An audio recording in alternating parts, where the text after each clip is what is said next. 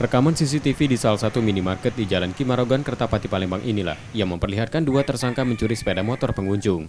Dari rekaman itulah, polisi mengetahui identitas dan alamat tersangka pelaku dan dilakukan penangkapan. Satu tersangka dilumpuhkan polisi dengan tembakan karena berusaha melarikan diri saat proses penangkapan. Dari tersangka, polisi menyita dua sepeda motor curian. Ini merupakan DPO dan yang merupakan residivis yang baru keluar dari LP. Untuk modusnya? Modus dia bersama temannya hunting, melihat situasi yang lengah, mereka melakukan pencurian dengan menggunakan kunci letter T.